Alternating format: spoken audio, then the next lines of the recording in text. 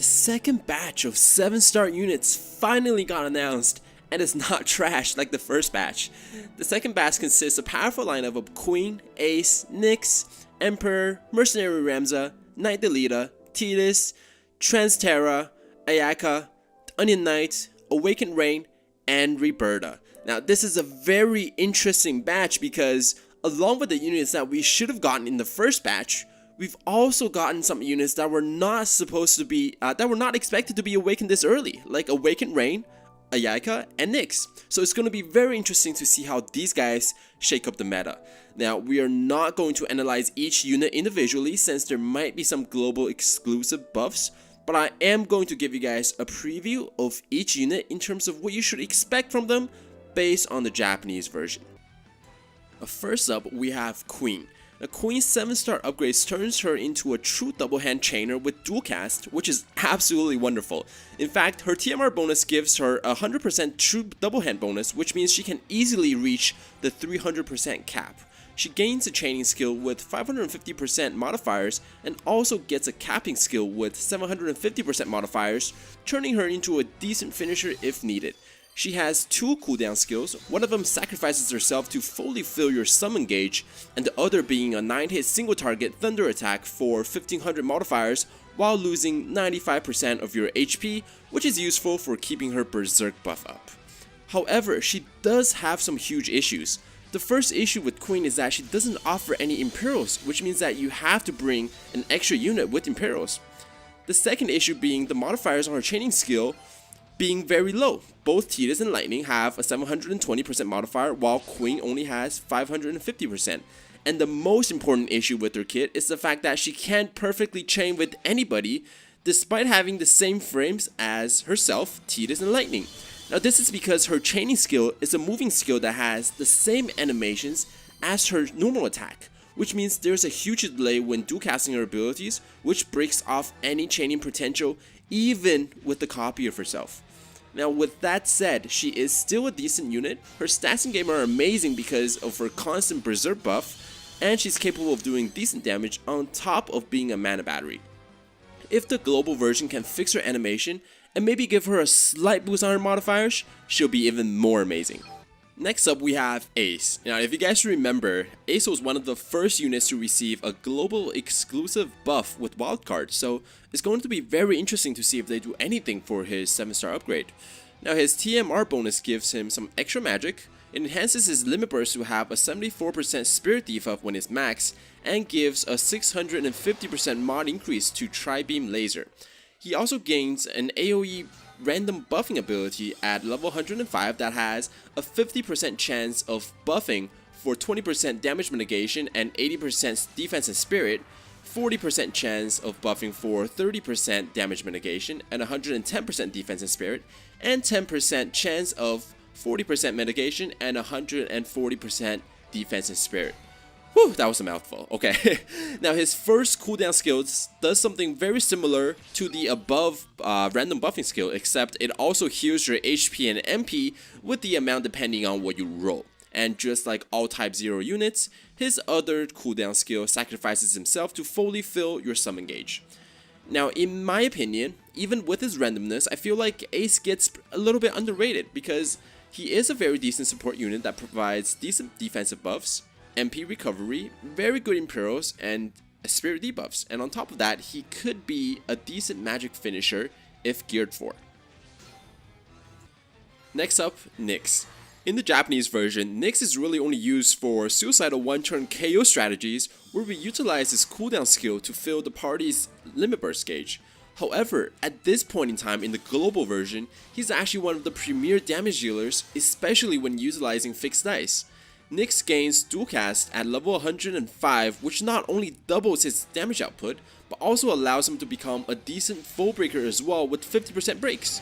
Now to put in perspective of how powerful Nyx is with fixed dice, his average damage output is actually comparable to Huel, until Bahamut's Tear is released that is, but that is still very impressive at this stage in the game.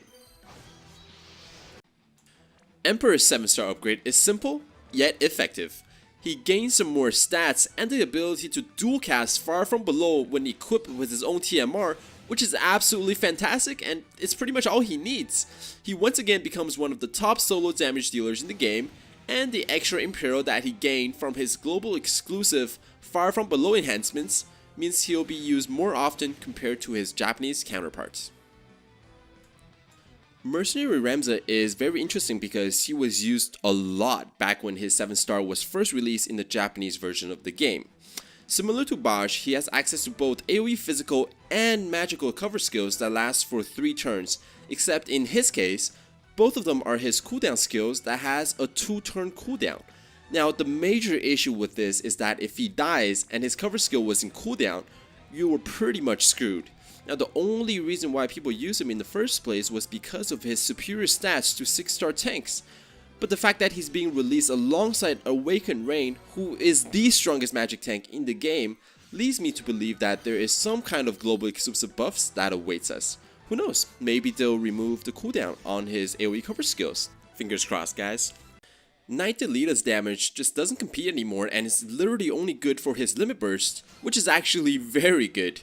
With his TMR equipped, his limit burst is essentially a 3-turn, 74% attack, defense, and magic debuff, along with an 100% lightning imperial. Now in this stage of the game, 74% breaks are absolutely game breaking, and the imperial is just cherry on top. Now his main problem is that his breaks outside of his limit burst are only 40%, which makes your team very vulnerable until he gets his limit burst up. Now Tidus with Fixed Dice again becomes one of the strongest chainers in the game, just behind Fixed Dice Nyx and Huel. Now for those people that don't like Fixed Dice like me, he's still very good even with just Brotherhood equipped. The main problem with Tidus is that instead of getting dual cast with his 7-star upgrade, he only gets a skill that activates dual cast and triple cast for 1 turn, which makes his rotations very clunky and slightly annoying to use. And because you only get to dual cast his chaining skill every other turn, you're also missing a lot of damage from your finisher should you choose to use one. Transtera is simply OP. If her enhancements weren't OP enough, her 7-star upgrade definitely is. With her TMR equipped, she gains the ability to quadcast Awaken Chaos Wave along with 2 of her new elemental stacking skills that she gains at level 105. These skills are fire and dark elements respectively, and starts at a 400% modifier that gains 200% with every single use and maxes out at 1400%. And that's not all. If you don't kill the enemy with the first quad cast, you can simply use her CD skill that sets you up for another set of quad casts. Now that is a lot of damage. With that said, her damage does drop off a cliff after the 3rd turn because she's not able to quadcast anymore until her cooldown skill is over. But then again, there's not a lot of enemies that's going to survive past turn 3 if you're chaining 2 Transteras at this point in game. Ayaka is very interesting as well because she's already a very complete hero in today's meta, even in her 6-star form. So it's a very interesting decision for Gumi to release her 7-star upgrade so soon. With her 7-star upgrade, she gains 3 HP barrier skills that basically gives every member of your party a 3000 HP barrier. It's pretty straightforward. Ayaka is the hero that you want to use if you want to keep your party alive at all times. With that said, she is one of the weaker 7-star healers in the Japanese version right now due to the lack of AoE re-raise. However, with the content that we have right now, her barriers are more than enough. Now, Onion Knight's 7-star upgrade is not very exciting in my opinion. He basically gains some modifiers to his chaining skills, gets a 30% true dual wield bonus when equipped with his TMR, and get access to a cooldown skills that hits for 1100% with a 2-turn cooldown. Now, Onion Knight's time in the current meta is unfortunately very short, with the meta moving quickly towards true double hand, but his kit being centered around elemental flexibility will come in handy from time to time, so here's to hoping he gets a global exclusive buff, maybe to the mods, to his existing chaining skills to make him a little bit more powerful than he is right now, so he does see a little bit of time because as he is right now in the Japanese version of the game, he is pretty much useless. Awakened Rain was already a beast in his 6-star form. His 7-star upgrade simply solidifies his top spot as the best magic tank for the next 8 months. Along with the boost to his already amazing stats, he gains a cooldown version of Clear Veil which gives AoE status resist and stop resist for 3 turns with the 2 current cooldown, which means you can keep it up at all times. For those of you that are thinking this skill looks familiar, that's right, Mystia has this exact same skill. Now congratulations, if you have Awakened Rain at 7 stars, you basically never need to look at another magic tank ever again except for Chao. You know how else you know Awakened Rain is absolutely OP? He's the only unit to be awakened to 7 stars without receiving enhancements in either global or Japan. Last but not least, we have Roberta. Not a lot is known about Roberta's 7-star upgrade, but we do know that she's going to be a dual-wield unit with true dual-wield, and to be fairly honest, I'm pretty disappointed at this. Now, unless global deviates from Japan completely, true dual-wield simply isn't going to hold a candle to true double-hand going forward. Being able to dual cast 2 different abilities just gives you so much more flexibility, not to mention true double hand units having way more attack and higher variance in the first place, and don't even get me started on triple casts. So unless they do something very innovative with Roberta, and I really hope they do, she's just going to kinda suck. Which would really suck because she's already received her enhancements, which means she's a finished product at this point and there's really no room to buff her anymore. Anyways, I hope I was able to give you some insight for our second batch of 7-star units.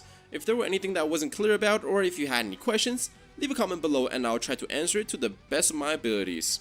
Peace.